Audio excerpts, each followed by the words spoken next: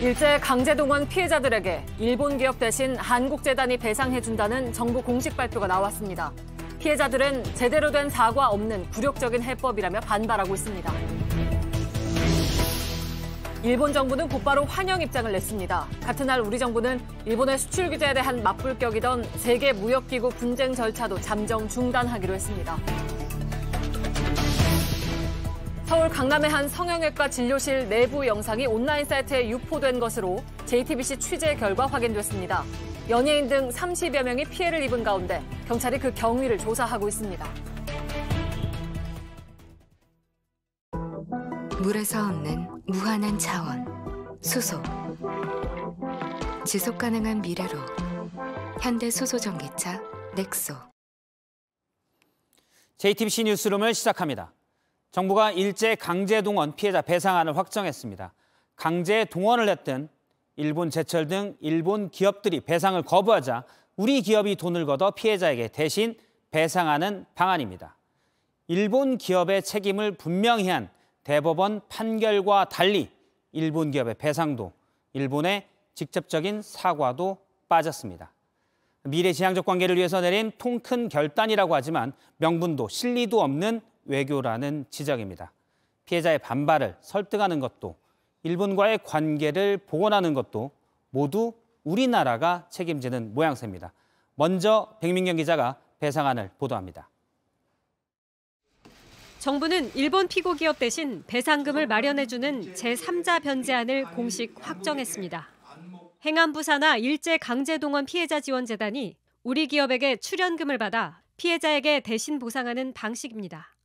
2018년 대법원이 미쓰비시 등 일제 강제동원 기업의 배상 판결을 내린 지 4년 5개월 만입니다. 당시 대법원의 확정 판결을 받은 피해자는 15명. 금액은 40억 원가량입니다. 현재 계류된 다른 강제동원 소송 결과에 따라 숫자가 늘어날 수도 있습니다. 윤석열 정부는 한일 관계 개선을 위해 더 늦기 전에 결단했다고 강조했습니다. 우리의 주도적인 그리고 대승적인 결단입니다. 정부가 이 문제를 도외시하지 않고 책임감을 가지고 과거사로 인한 우리 국민의 아픔을 보듬겠다는 의지의 표현입니다. 하지만 협상 과정에서 피해자 측이 주장했던 직접 사과, 직접 배상 원칙이 후퇴했다는 목소리가 높습니다. 새로운 사과 대신 통절한 반성과 사죄를 언급한 1998년 김대중 오부치 선언을 재확인하는 선에서 마무리 지었습니다. 정부는 문제 해결의 끝이 아닌 시작이라며 일본의 호응을 계속 촉구하겠다고 밝혔습니다. 물컵에 비유하면 물컵에 물이 절반 이상은 찼다고 생각을 합니다. 일본의 성의 있는 호응에 따라서 그 물컵은 더 채워질 것으로 기대를 합니다. JTBC 백민경입니다. 지금부터는 정부의 배상안에 대한 각자의 입장을 보겠습니다. 먼저 일본 입장 보겠습니다. 도쿄의 김현애 특파원이 지금 연결돼 있습니다. 김현애 특파원, 일본은 우리가 내놓은 해법을 평가한다 이렇게 얘기를 했습니다. 구체적으로 무슨 의미입니까? 네, 일본은 우리 정부 발표 이후 1시간 뒤 기자회견을 열고 한일 관계를 건전한 관계로 되돌리는 것으로 평가한다고 밝혔습니다. 일본은 처음부터 이 문제를 일본이 아닌 한국이 전적으로 해결해야 한다는 입장을 유지했는데 이런 원칙이 관철됐다는 분위기입니다. 다만 우리 정부가 요구해온 최소한의 호응은 보였는데 김대중 오부치다마를 포함해 과거 사회에 대한 인식을 계승하겠다고 밝힌 겁니다. 들어보시죠. 日本政府は1998年10月に発表された日韓共同宣言を含めて歴史認識に関する歴代内閣の立場、これ全体として引き継いでおります。 다만 피해자에 대한 직접 사과 등은 여전히 불가하다는 입장입니다. 예, 잠시만요. 지금 과거의 인식을 계승한다 이렇게 얘기했는데 당초에 알려지기는 기시다 일본 총리가 과거의 입장을 계승한다. 물론 이런 간접 화법도 불만이긴 하지만 지금 보니까 기시다 총리 발언도 아니고 일본 외상의 입장으로 대신하는 건가요? 네, 기시다 총리는 과거 정부 입장을 계승하겠다고만 했을 뿐 아직까진 김대중 오부치 선언에 대한 특별한 언급은 하지 않고 있습니다. 알겠습니다. 결과적으로 지금 보면 일본 입장이 상당히 많이 반영된 셈입니다. 일본 내 반응은 어떻습니까? 네, 일본은 이번 해법으로 미쓰비시 등 일본 피고 기업이 배상금을 내지 않아도 된다는 게 재확인됐다는 입장입니다. 이미 1965년 한일 청구권 협정으로 배상 문제가 해결됐다는 입장인데 일본 정부는 다시 한번 배상 참여는 없다고 강조했습니다. 들어보시죠. 今般韓国政府が発表した措置は、日本企業による財団への拠出等は前提となっておりません。 예, 지금까지 도쿄에서 JTBC 김현애 특파원이 전했습니다. 그러면 다음 곳도 보겠습니다. 이번 발표에 대해 즉각 환영한 곳이 또 있습니다. 바로 미국인데 미국은 현지 시각으로 한밤중이었는데도 조 바이든 대통령이 즉각 역사적인 발표라고 환영했습니다. 워싱턴 연결합니다. 김필규 특파원. 자, 미국에서 마치 기다렸다는 듯 적극 환영한다는 입장이 나왔습니다. 왜 그렇습니까? 예, 말씀하신 대로 이곳 시간 일요일 밤 11시였습니다. 백악관은 바이든 대통령 명의로 신속하게 성명을 내고 오늘 발표는 획기적인 새 장을 열었다. 미래 번영을 위한 중요한 발걸음이다. 공식 발표했습니다. 토니 블링컨 국무장관도요, 민감한 역사 이슈에 대한 한일 정부의 역사적인 발표라며 환영의 뜻을 밝혔습니다. 미국의 최우선 과제는 급부성한 중국을 견제하는 겁니다. 미국 입장에선 이를 위해서 한미일 협력이 필수적이고요. 그러려면 한일 관계 개선이 또 급선무인데 가장 큰 걸림돌이던 과거사 문제가 한국 쪽으로부터 풀릴 계기가 마련되자 적극적인 환영 입장을 낸 걸로 보입니다. 예, 기다렸다는 듯 환영한다는 입장을 바로 냈습니다. 그것 때문에 미국이 이번 정부안이 나올 때 어떤 역할을 한 게 아니냐 이런 분석들이 많이 나오는 것 같습니다. 어떻습니까? 예, 사실 그간 기자회견에서도 몇 번 그런 질문이 나왔지만 미국 정부는 과거사 문제에 대해선 직접적인 언급을 자제해 왔습니다. 공식적으로는 두 나라 사이에 해결할 문제라는 입장인 거죠. 다만 최근엔 미국이 한일 관계에 촉각을 곤두세우고 있다는 반응도 전해졌고요. 또 지난달 박진 외교장관, 조현동 차관이 잇따라 워싱턴을 방문했는데 이 과정에서 한미일 협력 강화를 바라는 미국의 적극적인 주문이 전달됐을 가능성도 거론됩니다. 예, 지금까지 워싱턴에서 김필규 특파원이었습니다. 예, 일본은 평가한다, 미국은 환영한다. 그런데 정작 배상을 받아야 하는 강제동원 피해자는 최악의 외교 참사라는 입장입니다. 지금 서울광장에서는 피해자와 시민단체가 반대 집회를 벌이고 있는데요. 이 자리에서는 과정이 굴욕적이고 내용은 부실하고 결과는 매국이다는 말까지 나왔습니다. 현장에 나가 있는 취재기자를 연결합니다. 유효한 기자. 예, 지금 뒤에 보면 시민들이 촛불을 들고 있는 모습이 보입니다. 집회는 언제부터 시작됐습니까? 네, 집회는 조금 전인 7시 반에 시작돼 지금 한창 진행 중입니다. 네, 정의기억연대 등 시민단체 611곳이 모인 자리인데요. 네, 집회 참가자들은 촛불을 들고 오늘 정부가 내놓은 해법안에 대한 규탄 발언을 이어갔습니다. 지금은 또 문화 공연이 진행되고 있습니다. 자, 규탄 발언을 이어갔다고 했는데 구체적인 규탄 내용은 뭡니까? 네, 일본 정부가 사죄하고 가해 기업이 직접 배상해야 하는데 그걸 생략한 건 결국 식민 지배가 합법이란 일본 정부의 주장을 그대로 받아들인 거라고 했습니다. 한번 들어보겠습니다. 배상하는 것도 싫은 이 문제를 오로지 윤석열 정권만 스스로 알아서 국내 기업 보고 돈을 걷어서 주겠다고 합니다. 104년 전 이완용은 지금의 윤석열입니다. 또 피해자들은 정부가 대법원의 확정 판결 내용을 따르지 않고 있다고도 했습니다. 예, 피해자와 시민단체들 앞으로의 계획은 어떻습니까?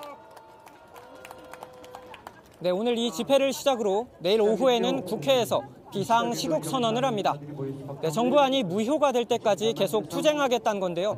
오는 주말에는 항의 집회를 이어갈 예정입니다. 예, 지금까지 서울광장에서 유용한 기자였습니다. 그러면 지금부터는 스튜디오에서 정부의 일제강제동원 피해자 배상안 이 안에 대해서 하나하나 따져보도록 분석을 해보도록 하겠습니다. 지금 스튜디오에는 정치부 최수연 기자와 국제외교안보부의 이지은 기자가 나와 있습니다. 먼저 최수연 기자, 단도직입적으로 정부도 뭔가 얻어낸 게 있다고 생각하니까 이렇게 배상안을 내놨을 거 아닙니까? 정부가 주장하는 얻은 건 뭡니까?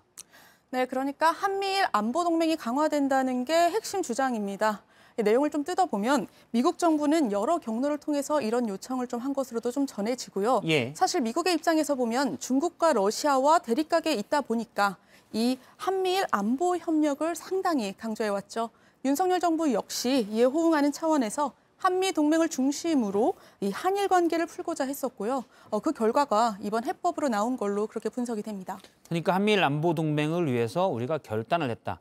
피해자는 물론 반대하지만 통 크게 양보했다. 이런 맥락인가요? 네, 그렇게 보입니다.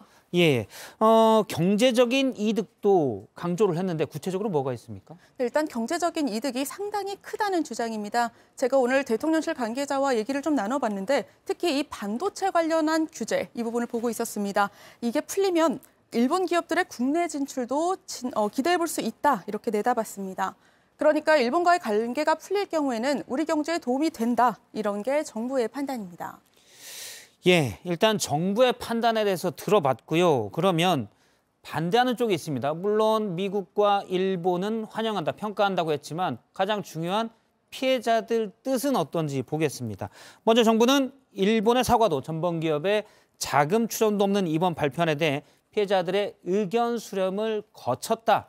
이렇게 밝혔습니다. 하지만 뉴스룸이 확인해 보니까 상당수는 반대 입장이었습니다. 한민정 기자입니다. 정부는 오늘 합의안을 발표하면서 피해자 측의 입장도 반영된 결과라고 강조했습니다. 또 상당수의 유족분들은 이 문제가 조속히 종결되기를 바란다는 의견을 주셨습니다. 4차례에 걸친 민간협의회, 국회 공개토론회와 피해자 단체 면담 등을 통해 의견을 들어왔다고도 설명했습니다. 하지만 피해자 소송을 대리하는 변호인단은 생존자 3분 모두 반대 입장을 명확히 했고 정부안에 동의한 피해자는 4분으로 확인했다고 밝혔습니다. 박 장관이 유족의 입장이라며 인용한 조속한 종결 표현도 의미가 왜곡됐다고 주장했습니다.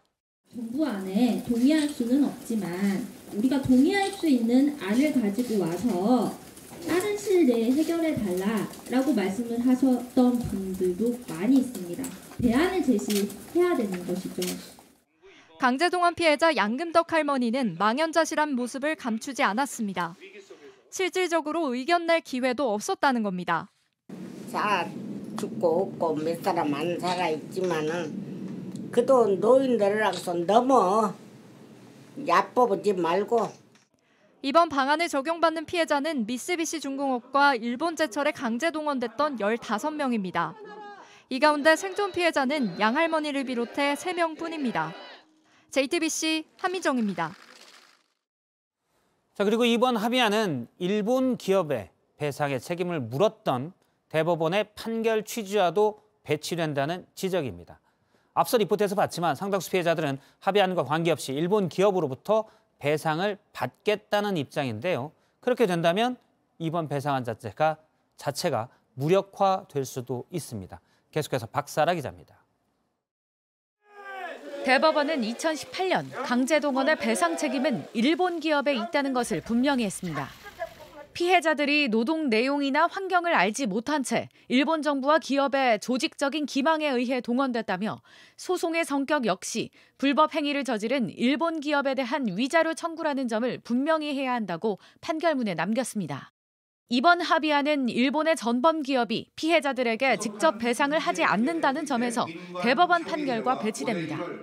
특히 합의안은 우리나라에 있는 일본 기업의 자산을 강제로 현금화하기 위한 대법원의 최종 판단만 남은 상황에서 발표됐습니다. 피해자들 가운데 상당수는 정부 간 합의와 관계없이 일본 기업으로부터 배상을 받기 위한 절차를 계속 진행하겠다는 입장입니다. 이 외교적인 교섭의 결과에 나의 채권과 나의 판결을 팔 수 없다라고 하시는 분들이기 때문에 이전과 같이 집행 절차를 계속 진행하시는 겁니다. 한국 정부의 해법은 현재 진행되고 있는 강제 집행 절차에 영향을 줄 수 없습니다. 법원이 일본 기업의 국내 자산 매각 결정을 확정하면 정부 간 합의와 상관없이 진행된다는 취지입니다. 우리 정부가 일본 기업의 배상 책임을 무효로 하려고 하면 별도의 법적 절차를 밟겠다는 계획입니다. JTBC 박사라입니다. 예, 보신 것처럼 우리 정부가 내놓은 해법이 과연 해결책이냐 논란이 커지고 있습니다. 그러면 이번에는 이 문제를 계속 취재한 외교 통일팀의 이지은 반장과 함께 하나하나 짚어보도록 하겠습니다. 이지은 기자, 일단 외교부는 우리 정부가 대승적 결단을 했다라고 하는데 네. 지금 결과를 뚜껑을 열어보니 우리 정부가 애초에 좀 양보해서 내놓은 안들도 하나도 관찰이 안 됐다. 뭐 이런 느낌이 좀 들어요. 네, 그런 측면이 있다고 봐야죠. 사실 대승적 결단을 했다고 하는 거는 거꾸로 뒤집어 보면 우리가 손해본 게 있는 게 아니냐 그런 지적이 나올 수밖에 없습니다. 그동안 우리 정부는 제3자 변제를 하더라도 명분이 있어야 된다는 그런 입장이었습니다. 핵심은 일본의 성의 있는 호응입니다. 여기서 호응이라는 게 뭐냐? 일본 기업이 배상에 참여하거나 아니면 사죄를 하게끔 하겠다는 건데요. 결과적으로는 아무것도 못 얻은 셈입니다. 일본 기업이 사실 그 기금에 참여하겠다 이런 약속도 없는 상황이잖아요. 네. 일단 대법원은 피고 기업이 배상하라 이렇게 판결을 했는데 우리 기업들이 대신 배상하는 건데 결국 일본 참여는 완전히 설득이 실패한 건가요? 그런 셈이죠. 제가 여러 외교 소식통들에게 들었는데 막판까지도 미쓰비시 그리고 일본제철은 난색을 표했다고 합니다. 그러니까 이 두 피고 기업이 직접 돈을 주게 되면 우리 사법부의 판단, 그러니까 우리 대법원의 판결을 인정하는 거라면서 말이죠. 일본 정부의 자발적인 판단도 기대를 해봤지만 일본이 꿈쩍을 안 했고요. 그러다 보니까 결국 한국과 일본 경제단체들이 같이 기금을 조성하는 방안이 급부상한 것으로 알려지고 있습니다. 그러니까 가해자가 나는 배상 못하겠다 하니까 피해자 편에서 그냥 내가 대신 해줄 테니 이거 받고 참아. 뭐 이런 느낌인데 이게 과연 원칙에 맞는지 이런 생각도 좀 들고요. 3자 변제라는 건 추후에 이 3자가 일본 측에 다시 배상금을 청구해야 되지 않습니까? 구상권을 청구하는 건데 앞으로 정부는 계속 요구는 할 계획인가요? 네, 원칙적으로는 대신 변제해줬으니까 우리 재단이 나중에라도 갚아라 이렇게 요구를 할 수 있는 건데요. 일본 기업에요? 그렇죠. 그게 구상권이라는 겁니다. 구상권을 행사할 수는 있죠. 그런데 오늘 정부는 이렇게 얘기를 했어요. 구상권의 소멸시효는 10년인데 구상권에 대해선 현재로선 상정하지 않고 있다. 외교부 고위 당국자의 말이었습니다. 우리가 일본에 계속 요구할 가능성이 적기도 하지만 일본이 그와 무관하게 앞으로 시효가 끝날 때까지 10년을 버티게 되면 일본은 영영 법적으로 책임을 져야 될 의무가 없어지게 되는 셈이죠. 구상권을 재단이 청구할 수가 있는데 안 하겠다는 게 정부 입장이라는 거죠. 자, 배상 문제에 대해서 좀 알아봤고 그러면 사과 부분을 좀 알아보도록 하죠. 사과에서도 지금 성이 있다라고 볼 수는 없을 것 같아요. 지금 외상이 얘기를 했는데, 그죠? 네, 그렇습니다. 제가 취재를 계속해 보니 작년부터 이미 직접 사과를 받는다는 건 우리 외교 당국도 어렵다고 판단했던 것 같습니다. 그렇다 보니까 저희도 보도를 했습니다만 일본이 이게 어렵다고 완강하게 버티니까 그럼 반성과 사죄를 담은 기존의 담화, 이를테면 오늘 나온 김대중 오부치 선언을 계승이라도 해달라 이런 거죠. 결국 배상에 이어서 사과도 어쩌면 우리 스스로 문턱을 낮춘 셈이 아닌가 싶습니다. 당시 오부치 선언에서는 통절한 반성, 마음으로부터의 사죄라는 표현이 있었는데 어떻게 보면 계승이 당시 오부치가 이렇게 얘기했는데 그 말 같은 마음입니다. 이 정도 톤이 있을 수가 있고요. 그런 구체적인 얘기는 언급 않고 오부치의 뜻을 계승합니다라는 뜻이 있을 수 있는데 지금 오늘 나온 거 보면 일본 총리가 한 것도 아니고 외상이 그때의 마음입니다. 그냥 이 정도로 간접 사과 중에서도 가장 톤이 낮지 않나 이런 생각이 좀 듭니다. 그러면 우리만 괜히 조급했던 거 아닌가? 이 정도 수준에서 왜 타협을 했냐라는 생각도 좀 듭니다. 네, 실리를 얻는다고 하는데 얻는다는 실리도 아직은 미지수입니다. 그래서 우리는 현금을 줬는데 일본한테 돌아온 게 지금 어음이다 이런 분석도 나오고요. 당장 수출 규제부터 풀어야 되고 사도 광선을 비롯해서 일본과의 현안들이 굉장히 많습니다. 그때마다 일본이 이번에 우리 정부가 이렇게 해결해 줬으니 우리 입장을 먼저 고려하겠다 이런다는 보장을 할 수가 없기 때문이죠. 알겠습니다. 앞서 이제 이진 기자가 구상권도 청구할 생각이 없다는 게 정부 입장이다라고 얘기했는데 어음을 받을 생각도 없다. 이렇게도 이해가 될 수 있겠군요. 알겠습니다. 이진 반장이었습니다.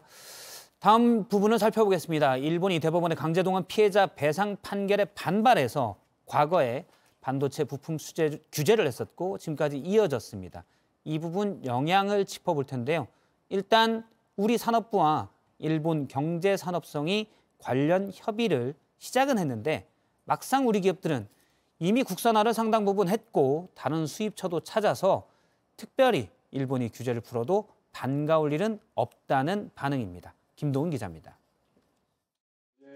산업통상자원부는 오늘 오후 일본 경제산업성과 비슷한 시간에 발표를 했습니다. 4년 전인 2019년 7월 일본이 시행한 수출 규제를 원상 회복하기 위한 논의를 시작하겠다는 겁니다. 당시 일본은 한국에 반도체 소재가 수출되는 걸 막다시피 하고 수출 혜택을 주는 백색 국가 명단에서도 빼버렸습니다. 이러자 우리나라는 이 조치가 부당하다며 세계무역기구 WTO에 일본을 제소했습니다. 이번에 강제동원 배상안을 확정하면서 일본은 제소를 취하해야 수출 규제를 풀 수 있다고 했지만 우리 정부는 일단 제소 중단만 하기로 했습니다. 한일 간 수출 관리 정책 대화를 개최하는 것으로 하고 저희들은 WTO 분쟁 절차를 잠정적으로 중단한 것입니다. 철회가 아니고 일시적인 잠정 중지라는 말씀을 다시 한번 드립니다. 하지만 수출 규제가 풀려도 실효성은 크지 않을 거란 지적이 나옵니다. 일본이 수출을 규제한 3대 소재는 불화수소와 폴리이미드, 포토레지스트인데 그동안 국산화 비율을 높이는 한편 다른 수입처를 찾았기 때문입니다. 우리가 그동안에 많은 국산화를 통해서 그 기초 체력을 늘렸기 때문에 일본이 수출 규제를 하더라도 그렇게 큰 의미는 없을 것 같습니다. 반도체 분야 전체 수입액에서 일본 비중은 지난해 24.9%로 4년 새 10%포인트 가까이 줄었습니다. JTBC 김도훈입니다. 예, 부실한 배상안이다라는 지적들이 많은데 그렇다면 정부는 왜 이런 해법을 내놨는지 이번에는 그 배경을 짚어보겠습니다. 최시현 기자, 이번 해법에는 윤석열 대통령의 의지가 강하게 반영됐다 이런 분석이 있던데요. 네, 처음부터 끝까지 윤 대통령의 의지가 강하게 반영된 걸로 보입니다. 취재를 좀 해봤더니 참모진들이 오히려 속도 조절을 해야 되는 거 아니냐 이런 속도 조절론을 했다고 합니다. 그런데 오히려 윤석열 대통령이 계속 미루면 언제 결과를 내겠냐, 총선 전에 할 거냐 이렇게 얘기를 하면서 매를 맞더라도 빨리 맞아야 한다 이런 취지로 얘기를 한 걸로 전해집니다. 그러니까 여러 정치적인 고려까지 한 걸로 그렇게 보입니다. 이게 그러면 예전에 들었던 뭐 빠르게 가 이런 식으로 통 크게 해결을 했다. 이렇게 해석해도 되는 건가요? 일단 더 우선적인 것을 위해서 담대하게 결단을 내렸다라는 게 대통령실의 설명입니다. 알겠습니다. 사실 지난 3.1절 기념사도 그렇고 이런 식의 해법이 예견됐다라는 분석도 있습니다. 네, 사실 그 윤석열 대통령이 취임 직후부터 상당히 일본 유화적인 메시지를 내놨죠. 당장 일주일 전에 3.1절 기념사를 보면요. 과거사 언급이 없이 국권 침탈을 마치 우리 탓인 것처럼 해석되는 대목이 있어서 논란이 됐었습니다. 또 앞서 지난해 9월 뉴욕에서는 정상회담 일정이 차질을 빚었을 때 윤 대통령이 직접 기시다 총리가 있던 곳까지 찾아가서 약식 회담을 하기도 했습니다. 또 인사들을 한번 보면요. 이 강제징용 지원재단 이사장 그리고 정경련 회장의 보수 인사가 취임을 했는데요. 이 3자 변제를 통한 해법의 틀을 미리 준비해온 것 그런 측면으로도 볼 수 있습니다. 그런데 이번 보면 물론 이제 미국이 한미일 협력을 해야 되는데 일본과 우리가 계속 사이가 안 좋으니 미국이 계속 압박을 해서 우리가 그런 압박을 느껴서 좀 서둘렀다 볼 수 있는데 일본은 느긋했단 말이에요. 우리만 서두르고 사실은 느긋해야 협상에서 유리한 고지를 갔는데 우리만 좀 서두르지 않았나 이런 느낌도 있습니다. 물론 외교라는 게 상대가 있는 문제다 보니까 상대의 반응을 조금 더 지켜볼 필요가 있습니다. 그런데 이 내부적으로는 사실 3월 말에 한일 정상회담이 열릴 수도 있다 이런 가능성이 얘기가 좀 나오고 있는데요. 이 대통령실 고위 관계자는 셔틀 외교가 12년 때 중단이 됐다라고 하면서 양국이 이 문제를 직시하고 있다고 이렇게 가능성을 열어놨습니다. 또 윤석열 대통령이 4월 말에는 미국을 국빈 방문하는 일정도 현재 검토가 되고 있는 중이거든요. 그러니까 이런 연쇄 정상회담을 앞두고 한미일 제3각 공조를 강화한다는 숙제를 서둘러 끝내려고 한 것 아니냐. 그러다 보니까 해법이 다소 너무 성급하게 나온 것 아니냐. 이런 지적들도 나오고 있습니다. 잠시만요. 그러니까 3월 말에 한일 정상회담을 열려고 하고 4월에는 한미 정상회담을 열기로 돼 있으니 그 전에 매듭을 지어야 되니 우리만 시간을 쫓겼다. 약간 이런 분석인 건가요? 일단 타이밍적으로 그런 외교 일정들이 있다 보니까 서둘러서 안보 협력을 강화라는 이런 성과를 내려고 한 것 아니냐라는 그런 분석이 나오는 겁니다. 그리고 한일 정상회담 같은 경우에는 일단 대통령실의 공식 입장은 아직까지 논의된 것은 아니다라고 상당히 조심스럽게 추진 중이라는 거죠? 알겠습니다.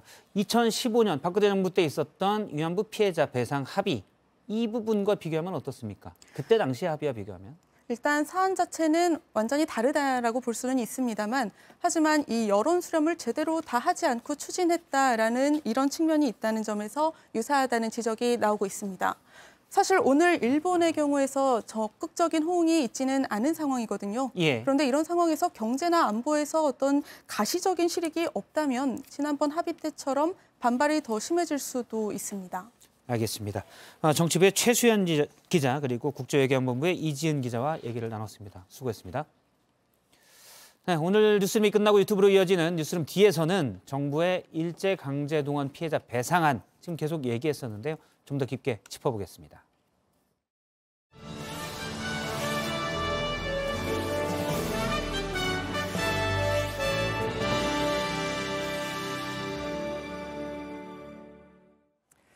네, 지난달 물가 상승률이 10달 만에 5% 아래로 내려갔습니다.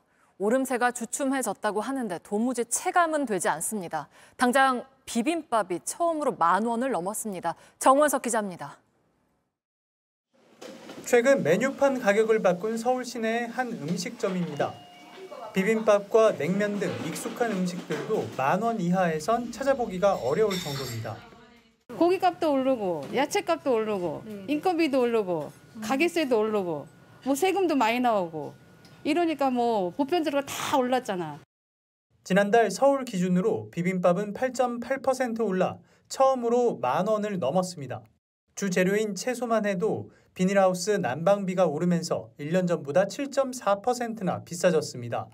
냉면값은 11,000원에 육박하고 식당에서 삼겹살을 먹으려면 1인분에 20,000원 가까이 줘야 합니다.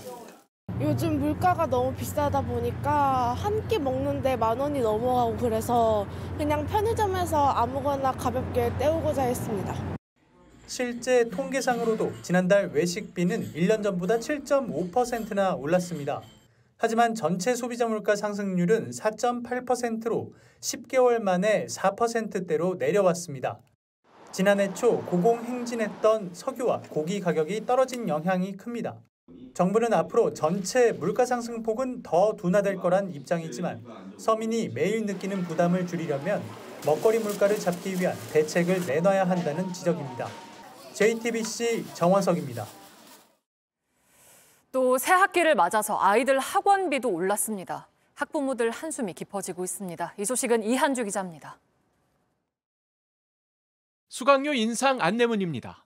대부분 10% 안팎으로 올린다고 돼 있습니다. 학원가를 가봤습니다. 중학생 기준으로 세네 과목을 들으려면 100만 원 넘게 내야 합니다. 국영수가 4개 다니고 있고 한 달에 100만 원 정도 나오는데 한 과목당 한 4~5만 원씩 오르는 것 같아요. 예체능 학원도 예외가 아닙니다. 피아노에 태권도까지 안 오른 게 없을 정도입니다. 과목별로 학원비 상한액이 있습니다. 하지만 훌쩍 뛰어넘은 지 오래입니다. 여기에 1:1 보충 수업 개념에 클리닉을 더하는 꼼수 인상까지 나왔습니다. 교재가까지 더해야 합니다. 학부모들은 울상입니다. 아무래도 좀 부담이 되고요. 저는 또 자녀가 2명이다 보니까 또 본인이 원하면 안 보낼 수가 없잖아요. 코로나로 지난해 가구당 평균 아이들 학원비 부담은 이미 전년에 비해 20%쯤 올랐습니다. 인건비도 많이 올랐어요. 30이면 이제 될 것 같았는데 요즘에는 이제 50은 줘야지 나온다 약간 이런. 고물가에 더해 교육비까지 들썩이면서 학부모들의 부담이 커지고 있습니다. JTBC 이한주입니다. 국민의힘 전당대회를 이틀 앞두고 대통령실 행정관이 당원에게 김기현 후보 관련 글을 퍼뜨려달라고 한 정황이 담긴 녹취 파일이 공개됐습니다. 이 행정관은 서울 마포구 국회의원 출신인 강승규 시민사회 수석실 소속인데 문제 글이 올라온 단체방 가운데는 마포구 관련 대화방도 있었습니다. 최승기 기자입니다. 올 초 대통령실 시민사회 수석실 행정관 A씨가 국민의힘 당원 B씨에게 부탁을 합니다. 저희 이제 뭐 전당대회도 별로 안 남고 그래서 이제 저희 뭐 김기현 대표 뭐 그런 방이 하나 있는데 거기 뭐 컨텐츠 올라 있으면 뭐 그런 것도 좀 봐주시고 좀 전파하실 방이 있으면 전파도 좀 해주시고 그러십사. 곧이어 김기현 후보를 지지하는 채팅방에 초청하겠다고 제안합니다. 방이 있는데 좀 초청을 드려도 될까요? 아마 저기 방 이름이 김이 이긴 뭐 이런 방인 것 같은데. A씨를 비롯해 복수의 시민사회 수석실 행정관과 서울시 의원 C씨 등은 마포 대통령실 방문 톡방이란 다른 대화방에도 참여했습니다. 여기선 안철수 후보를 비방하고 김 후보를 지지하는 게시물이 다수 올라왔습니다. C씨는 강승규 시민사회수석이 국회의원을 지낸 마포갑에서 시의원과 당협사무국장으로 활동하고 있습니다. 강 수석은 현재 같은 지역에서 출마를 준비 중인 것으로 전해집니다. 이 같은 정황을 근거로 안철수 후보 측은 강 수석의 개입 가능성을 의심하고 있습니다. 하지만 대통령실은 해당 행정관들이 특정 후보에 대해서 언급한 적이 없고 국정 홍보와 관련해 얘기를 한 것이라고 주장했습니다. 강 수석은 별도의 입장을 내지 않았고 JTBC 취재에도 응하지 않았습니다. JTBC 최승기입니다. 학교폭력 가해자들은 징계를 받으면 전관 변호사까지 선임해서 소송전에 나서고 있습니다. 하지만 교육당국은 여기에 맞설 전담 변호사도 제대로 뽑지 못하고 있습니다. 김지성 기자입니다. 정순신 변호사는 아들이 학교폭력으로 전학 처분을 받자 판사 출신 변호사를 통해 징계 취소 소송을 제기했습니다. 이렇게 일부 가해자들은 정관이나 대형 로펌까지 동원하고 있습니다. 이 경우 일성교육청에 소속된 변호사들이 대응을 하는데 문제는 구인난을 겪고 있다는 겁니다. 재공은 모집을 했지만 시대가 없어도 급여가 좀 낮다고 해서 그만두신 거고 외지다 보니까 저희가 TO가 있지만 이제 그쪽은 이제 지원들을 안 하셔가지고 그나마 변호사가 있는 곳도 사건이 많아 제대로 대응하기가 어렵다는 목소리도 나옵니다. 하루에 2건씩 이제 개최되는 경우도 많고 행정심판이나 행정소송 양도 당연히 많이 늘어나가지고 대응을 놓고 지자체와 학교 사이에 엇박자가 나기도 합니다. 정 변호사는 아들의 전학 처분에 대해 법원에 소송을 냈을 뿐만 아니라 권익위의 징계 집행정지와 행정심판도 청구했습니다. 강원도는 징계 집행정지가 받아들여졌다는 공문만 학교에 보내고 정작 정당한 징계라는 최종 결정이 나온 건 알리지 않은 것으로 파악됐습니다. 이 때문에 강제 전학이 늦어졌다는 게 학교 측의 설명입니다. 강원도 측은 모든 결과를 통지했다고 해명하면서도 통지문 제공은 어렵다는 입장입니다. JTBC 김지성입니다. 군 장병의 부실급식 문제는 잊을만 하면 논란이 되곤 했는데요. 그러자 국방부가 올해부터는 삼겹살처럼 장병들에게 인기가 많은 메뉴를 더 제공하기로 했습니다. 김재현 기자입니다. 김치와 닭볶음, 오이 피클과 양파 한 조각. 재작년 육군 한 부대에서 논란이 됐던 급식 메뉴입니다. 이후에도 비슷한 불만들이 빗발치며 부실급식 논란은 거세졌습니다. 해마다 개선책을 내온 국방부가 올해는 인기 없는 식재료 의무 할당을 폐지하기로 했습니다. 각 부대가 장병 한 사람당 하루 기본 급식량으로 식단을 짠 것과 달리 원하는 식단을 보다 자유롭게 구성할 수 있게 한 겁니다. 장병 선택형 급식 체계의 안정적인 정착과 양질의 장병 급식을 위한 2023년도 군 급식 방침을 수립했습니다. 대표적인 게 고기입니다. 지금까진 볶음용은 앞다리살, 국거리는 양지 등을 일정 비율로 반드시 급식에 써야 했습니다. 이젠 인기가 많은 삼겹살이나 살치살 등을 더 자주 먹을 수 있게 됐습니다. 불만이 컸던 흰우유 의무 배식은 딸기우유나 두유, 주스 등으로 선택지를 넓혔습니다. 또 한 달에 한 번 주둔 지역의 식당에선 한 사람당 13,000원어치의 외식도 가능해졌습니다. 국방부는 다음 달부터 이 같은 방침을 시행할 예정입니다. JTBC 김재현입니다. 지난 2002년 전북 전주의 한 파출소에서 경찰이 흉기에 찔려 숨졌습니다. 가지고 있던 권총은 사라졌고 범인은 잡히지 않으면서 장기 미제 사건으로 남았는데 그 권총이 21년 만에 발견됐습니다. 정진명 기자입니다. 고 백선기 경사가 숨진 채 발견된 건 2002년 9월 20일 새벽 1시쯤입니다. 혼자 파출소에서 근무하다가 흉기에 찔렸습니다.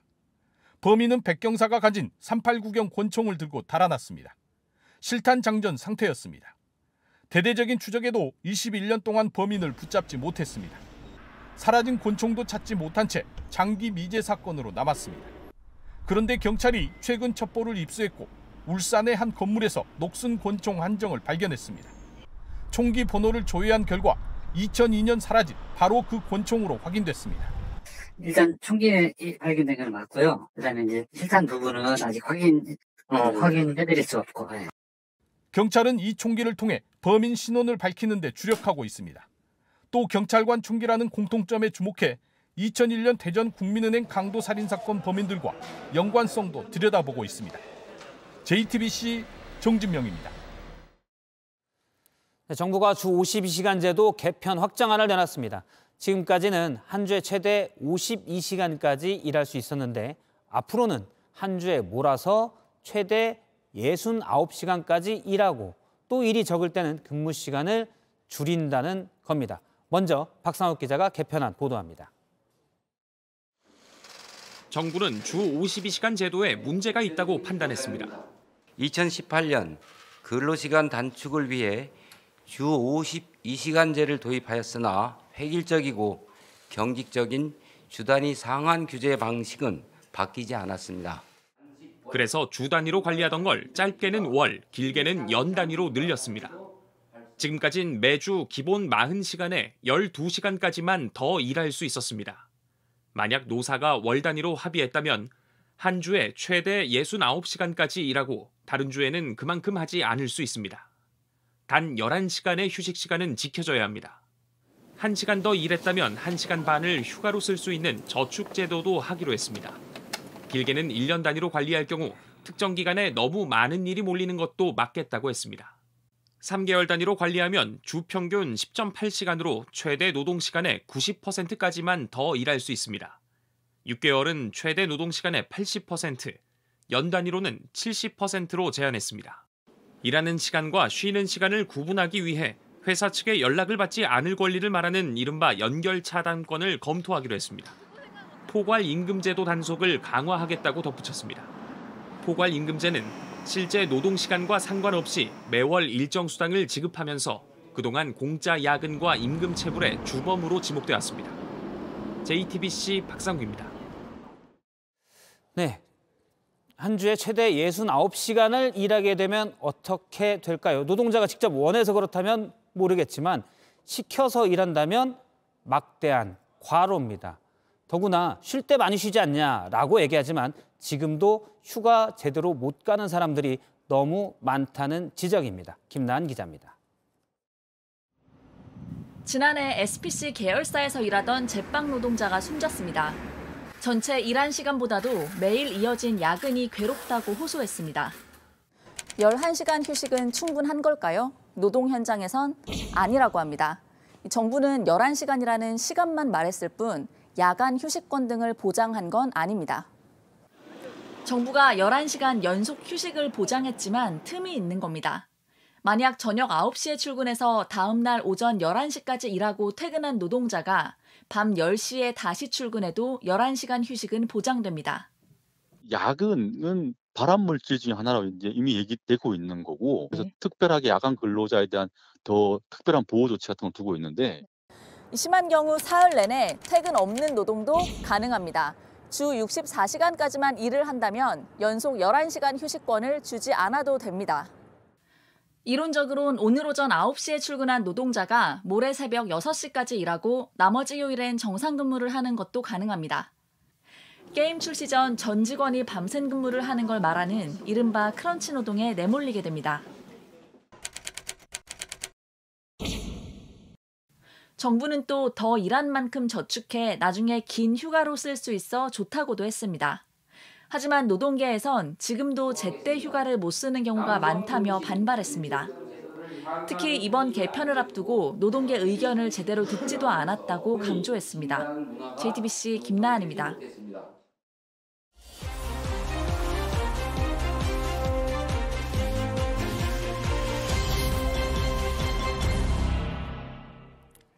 네, 오늘 밀착카메라는 사라진 탄광이 남긴 현장들을 따라가 봤습니다.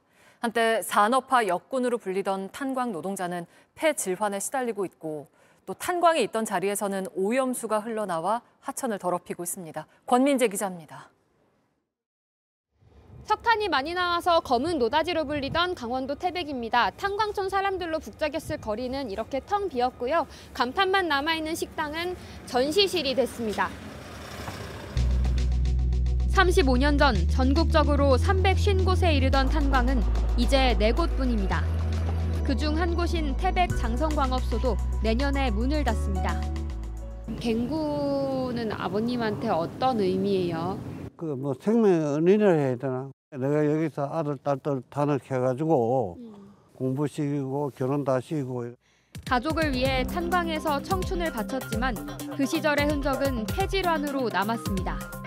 마스크 그런 건 그때는 일절 없었고 그 애들 과제 같은 이래가지고 집에 오면 그게 이만 하얗고 저기 숨차고 기침 나고 가래 올라오고. 이들은 모두 전문병원에서 진폐증 판정을 받았지만 근로복지공단은 산업재해로 인정하지 않았습니다. 공단 측은 엑스레이 판독 결과가 의사마다 다를 수 있다는 입장입니다. 진폐 환자들하고 소견서를 써주도 저기서는 계속 아니라고 하는 거는 결국 우리 다 적는 거 아니냐. 우리는 산업 폐기물이 아니다. 산업재해를 인정받지 못한 탄광노동자 출신 40여 명은 공단에 다시 심사해달라고 청구한 상태입니다.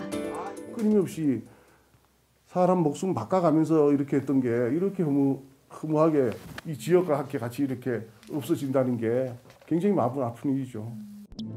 탄광산업은 주변 하천에도 지워지지 않는 상처를 남겼습니다. 4년 전 문을 닫은 광산앞 냇가엔 흰 가루들이 가라앉아 있습니다. 바닥을 긁으면 부유물들이 떠오를 정도인데요. 광산에서 나온 알루미늄 가루입니다. 오염이 심각해서 물고기들도 살 수 없습니다. 탄광시설물에 스며든 지하수가 새어나온 겁니다. 시민들이 다니는 등산로 옆으로는 붉은 물이 흐릅니다. 철 성분이 섞인 물입니다. 붉은 물길을 따라서 올라와 봤더니 30년 전에 폐쇄된 갱구에서 오염된 물이 나오고 있습니다. 이렇게 관계기관이 관리를 하고 있지만 희고 붉은 물이 쉴 새 없이 뿜어져 나옵니다. 골뱅이도 다 죽고 지금 없어, 오염이 돼가지고. 폐수, 광산 폐수 때문에.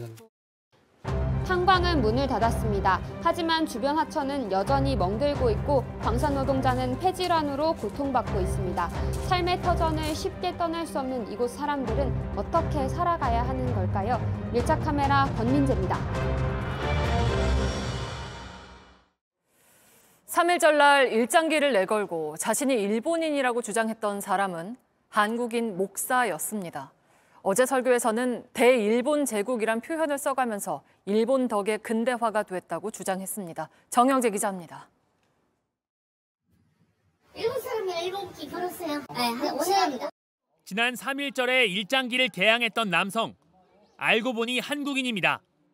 그런데 이 인물이 온라인에서 설교를 합니다. 이제 누군가가 한일 우호 관계에 어떤 표식을 하기 위해서, 응원을 하기 위해서 일장기를 개항했다고 합니다. 세종시 한 교회 목사였습니다. 자신이 한 일이 아닌 척 말을 꺼내더니 일장기 개항은 문제가 없다고 주장합니다. 태극기가 걸린 집이 1%가 안 돼요. 태극기가 막 있는 와중에 일장기가 있었으면 좀 어우러지고 이렇게 됐을 텐데. 태극기 안 건 사람들이 문제라는 겁니다. 일제강점은 대일본 제국 시대로 표현하고 이완용 선생과 베라우치 총독 사이에서 통감 사이에서 합병 조약이 이루어졌습니다. 나이니폰 제국부라고 하는 대일본 제국의 시대가 됐습니다.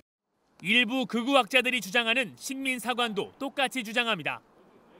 문명을 배울 수가 있었습니다. 근대식 교육을 받을 수가 있었습니다. 일본 때문에. 일본으로 인해서. 영상에 나온 교회 이름으로 찾아가고 연락해봤지만 어디인지 찾을 수 없었습니다. 어느 교단 소속인지도 확인되지 않았습니다.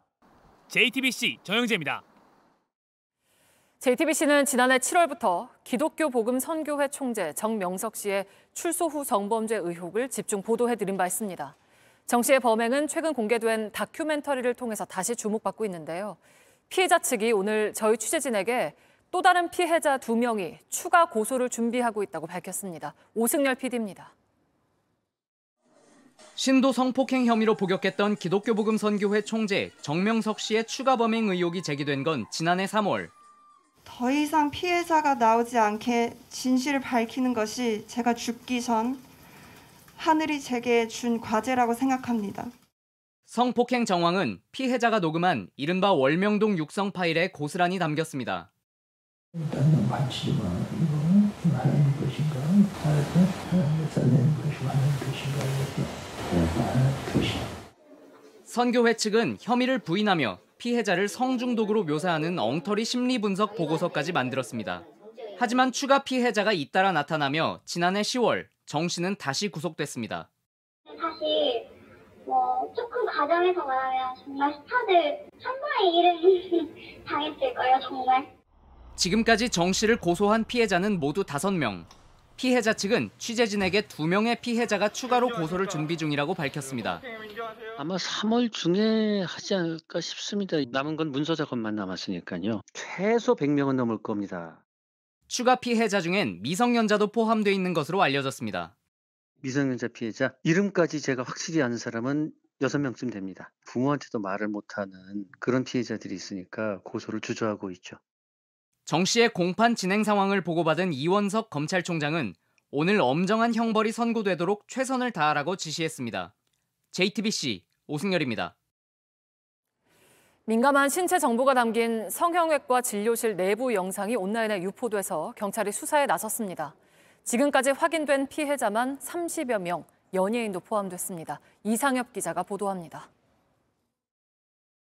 지난달 24일부터 닷새간 촬영된 서울 강남의 한 성형외과 진료실 내부 영상입니다.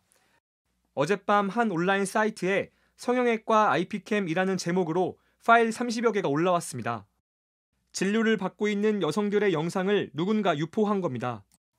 피해자는 30여 명, 유명 연예인도 포함됐습니다. 해당 성형외과는 대리의사가 이른바 유령 수술을 하지 않고 전문의가 직접 수술한다고 홍보하면서 수술실에 CCTV가 설치됐다는 점을 알려왔습니다. 서울청 사이버수사과는 외부 유출이 엄격히 금지된 의료 목적의 개인정보가 담긴 영상이 해킹 또는 유출된 경위를 수사하고 있습니다. 특히 영상이 확인된 사이트는 불법 촬영물을 보려면 직접 영상을 올리거나 내려받아야 하기 때문에 유포 가능성이 큰 곳입니다. 포인트 500점 이상이 있어야 자료를 볼 수 있는데 포인트를 쌓으려면 불법 영상을 올려야 하는 겁니다. 때문에 이용자들은 서로 경쟁하듯 불법 촬영물을 퍼나르고 있습니다. JTBC는 취재 과정에서 익명의 취재원으로부터 확보한 해킹 영상을 수사기관에 제출했습니다. JTBC 이상엽입니다. 스포츠 뉴스입니다. WBC를 앞두고 우리 상대인 일본이 이정후를 주목하고 있습니다. 오늘 평가전에선 멀티히트를 기록하며 기대감을 한껏 높였습니다. 오사카에서 최종혁 기자입니다. 메이저리그 진출을 선언한 뒤 빠른 공에 맞서기 위해 타격 자세를 바꾼 이정후. 더 이상 이젠 타격 폼에 대해서 생각하고 있지 않고요. 최대한 편한 폼으로 좋은 타이밍에 스윙을 할 수 있도록. 오릭스와의 연습 경기에선 4타수 2안타, 멀티히트를 기록했습니다. 이 같은 활약에 WBC 일본 주간 방송사가 지정한 경기 후 공식 인터뷰 선수도 이정후였고 한일전을 염두에 둔 민감한 질문도 나왔습니다.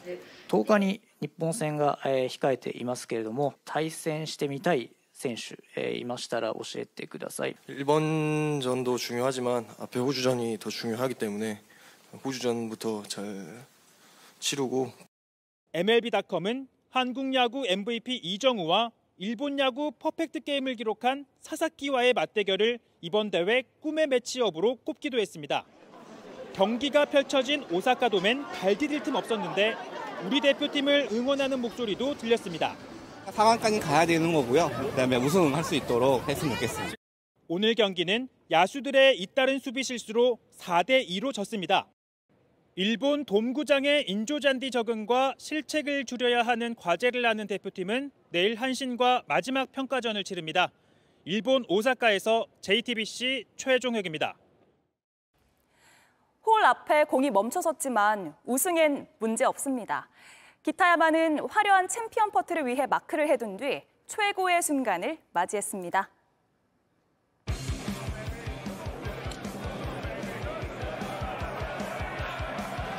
He might just pour it in. Oh, wow! Tap it in. Don't get the 10-second. All right.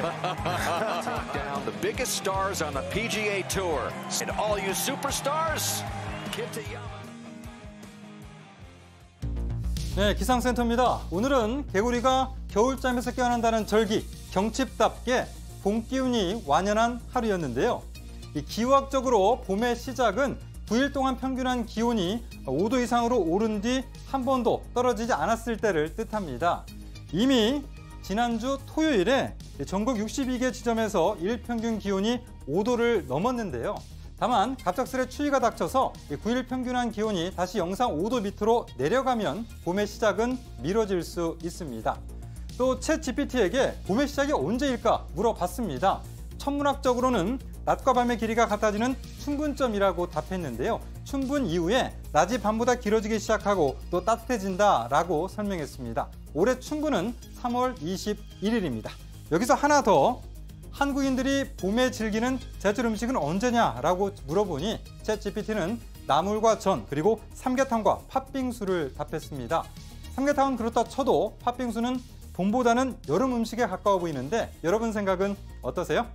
자, 이어서 자세한 내일 날씨 전해드립니다.